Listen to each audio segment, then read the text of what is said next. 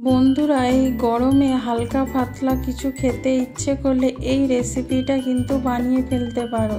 খেতে যেরকম টেস্টি, একদম কম মশলা দিয়ে রান্না, শরীর খুব ভালো রাখবে। তাহলে কি বানিয়েছি আর কিভাবে বানিয়েছি ভিডিওটা প্রথম থেকে লাস্ট পর্যন্ত দেখার অনুরোধ রইল। আমি সুস্মিতা রান্নাবান্নায় স্বাগত জানাচ্ছি। চলো তাহলে দেখে নেওয়া যাক।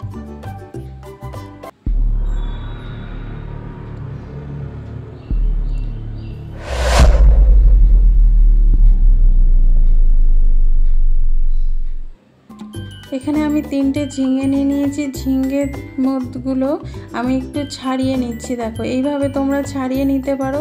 যেহেতু ছোট ছোট ঝিঙে, তো তোমরা এরকমভাবে গোটাই ছাড়িয়ে নিয়ে তারপরে কাটতে পারো, বা মাঝখান থেকে দুফালি করে তারপরে কিন্তু কেটে নিতে পারো। দেখো, আমি প্রথমে তোমাদেরকে এইভাবে ছাড়িয়ে দেখাচ্ছি। এইভাবে ছাড়িয়ে নিতে পারো, বা এরকম মাছ বরাবর এখান থেকে কেটে নিতে পারো। দুদিকটা একটু কেটে নিয়ে মাঝখানটা আগে কেটে নেবে, তারপরে কিন্তু ছাড়াবে। তাহলে দেখবে খুব সুবিধে হবে। যেগুলো একটু বড় বা মোটা এরকমভাবে করে নেবে, দেখবে খুব তাড়াতাড়ি ছাড়ানো যাচ্ছে। আর বটিতে করে ছাড়ালে কি হয়, অনেকটাই না বাদ চলে যায়। তোমরা এরকমভাবে ছাড়িয়ে নেবে, তাহলে দেখবে ঝিঙেটা খুব কম অংশ কিন্তু বাদ যাচ্ছে। দেখো, এবার তোমাদেরকে আমি কেটে দেখিয়ে দিচ্ছি। এইভাবে ছাড়িয়ে মাছ বরাবর করে বড় বড় করে একটু কেটে নেবে, কারণ ঝিঙ্গেটা না ভাজার পরে না অনেকটা কমে যায়। সেই জন্য তোমরা একটু বড় বড় করে কাটবে, তাহলে দেখবে রান্নার পরও ঝিঙ্গেটা তোমরা পাচ্ছ। এখানে সব ঝিঙ্গে কাটা হয়ে গেছে। এবার এখানে আলু আমি কেটে নিচ্ছি। আগে আমি ছাড়িয়ে নিয়েছি, তারপরে দেখো একটু বড় বড় করেই কেটে নিচ্ছি। একই রকমভাবে কাটলে না দেখতেও ভালো লাগে খাবার সময়, আর খেতে তো ভালোই লাগবে। তোমরা এরকমভাবে কেটে দেখো, খুব ভালো লাগবে। একটু লম্বা লম্বা করে কেটে এরকমভাবে করলে না খেতে খুব ভালো লাগে। একটু বড় বড় করে আমি কেটে নিয়েছি আলুগুলো। এবার এখানে দেখো, আমি ছোট বাটির 1 বাটি মুগ ডাল ভিজিয়ে রেখেছিলাম। এর মধ্যে দিয়ে দিচ্ছি একটু আদা আর 2টো কাঁচা লঙ্কা। গ্রাইন্ডারে আমি এটা পেস্ট করে নেবো। এটা কিন্তু জল ছাড়া পেস্ট করতে হবে। দেখো, এখানে আমি জল ছাড়া পেস্ট করে নিয়েছি। ডালটা একটু জল দিইনি। এবার এর মধ্যে দিয়ে দেবো আমি অল্প করে হলুদ, জাস্ট কালারের জন্য।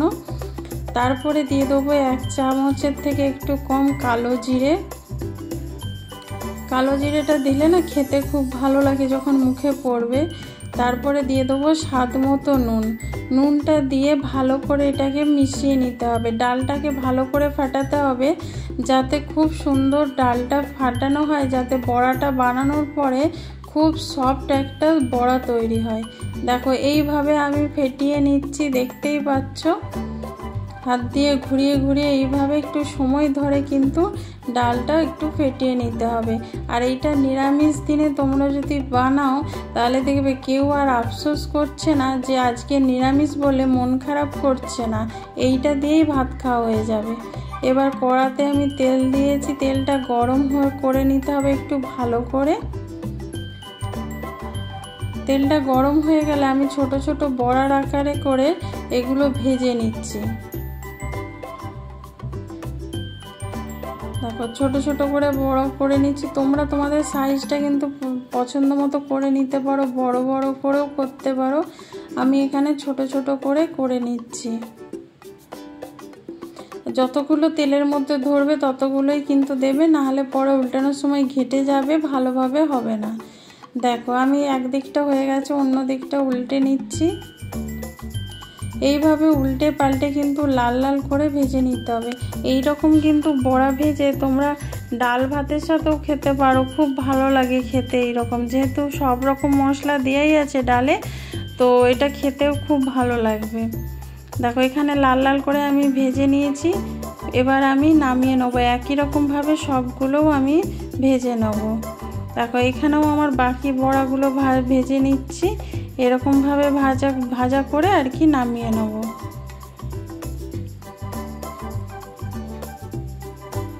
এর মধ্যে থেকে কতগুলো আমার ছেলের তো ভাজাই রেখে দিতে হবে। দেখো, এবার ওই তেলের মধ্যে দিয়ে দিচ্ছি একটুখানি কালো জিরে ফোড়নে। তারপরে দিয়ে দেবো ঝিঙে আর আলুটা তেলের মধ্যে দিয়ে ভালো করে ভেজে নেব। দেখো কালো জিরেটা এখানে খুব সুন্দর করে ভাজা হয়ে গেছে। এবার ঝিঙ্গে আর আলুগুলো দিয়ে দেবো। ঝিঙ্গে আর আলুটা দিয়ে ভালো করে ভেজে নিতে হবে। এইটা কিন্তু হাই ফ্লেমে ভাজতে হবে, একদম লো আঁচে করবে না, তাহলে ঝিঙ্গেগুলো থেকে খুব তাড়াতাড়ি জল ছেড়ে দেবে আর ঝিঙ্গেটা ভালো করে ভাজা হবে না।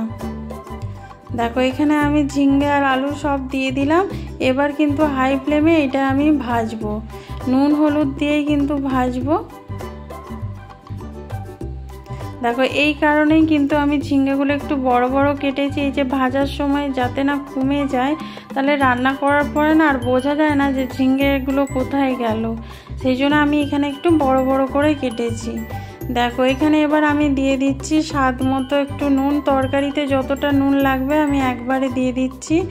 তারপরে দিয়ে দেবো এখানে স্বাদ মতন হলুদ, যতটা হলুদের প্রয়োজন আমি এখানে দিয়ে দিচ্ছি। দিয়ে এবার আমি একটু ভেজে নেব। এবার ঝিঙ্গে থেকে একটু জল ছাড়বে, সেই জলটা পুরো শুকনো করে নিতে হবে। আর সেই জলটার মধ্যেই কিন্তু আলুটাও কিন্তু মানে সেদ্ধ হয়ে যাবে। দেখো আমি কিন্তু হাই ফ্লেমেই ভাজছি, তোমাদের বারবার বলছি তোমরা কিন্তু আঁচটা একদম লো করবে না, হাই ফ্লেমে কিন্তু এই রান্নাটা করে নেবে।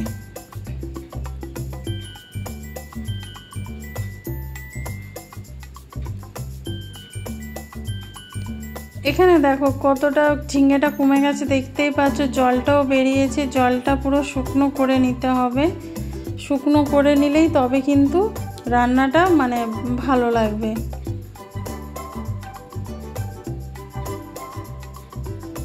দেখো একদম জলটা শুকনো হয়ে গেছে। পুরোপুরি তো শুকনো করতে গেলে তাহলে আর ঝিঙ্গেটা খুঁজেই পাওয়া যাবে না, কিন্তু যতটা জল বেরিয়েছিল ততটা আমি এখানে শুকনো করে নিয়েছি।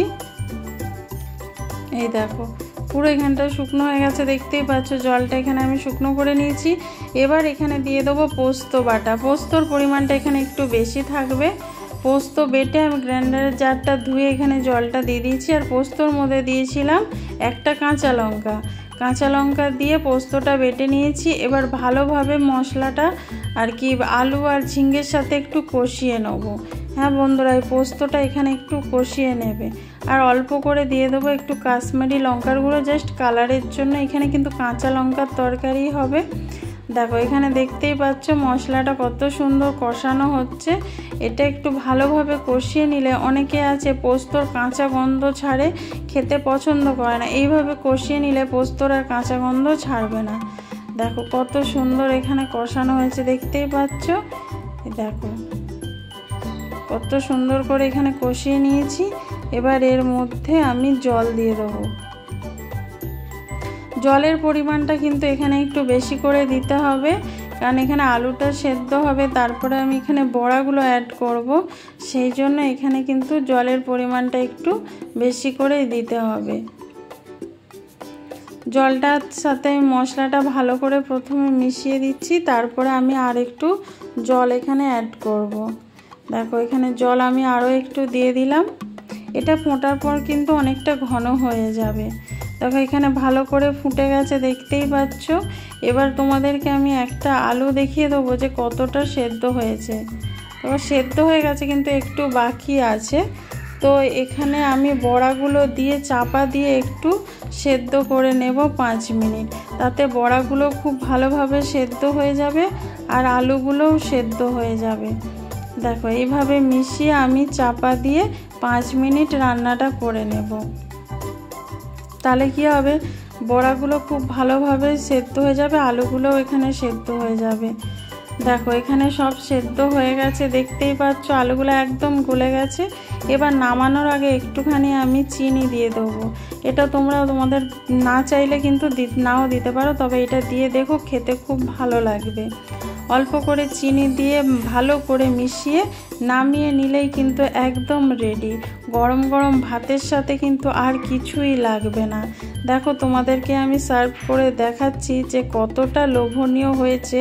এটা কাঁচা লঙ্কার তরকারি যে কতটা সুন্দর হয়েছে তোমাদেরকে আমি দেখিয়ে দিচ্ছি। দেখো তোমাদের আমি সার্ভ করে দেখাচ্ছি। দেখো ঝিঙেগুলো বোঝা যাচ্ছে, বড়াগুলোও গোটা গোটা আছে, সব কিছুই কিন্তু খুব সুন্দর লাগছে। এইভাবে যদি নিরামিষ দিনে বানিয়ে দাও, ছোট থেকে বড় সবাই কিন্তু চেটে পুটে খাবে। এটা কিন্তু রুটি দিয়ে খেতেও খুব ভালো লাগবে। এই রেসিপিটা যদি ভালো লেগে থাকে লাইক কমেন্ট শেয়ার করো। নতুন বন্ধু যারা দেখছো তারা চ্যানেলটা সাবস্ক্রাইব করে বেল আইকনটা ক্লিক করে দিও। যারা ফেসবুক থেকে দেখছো তারা পেজটা ফলো করে দিও।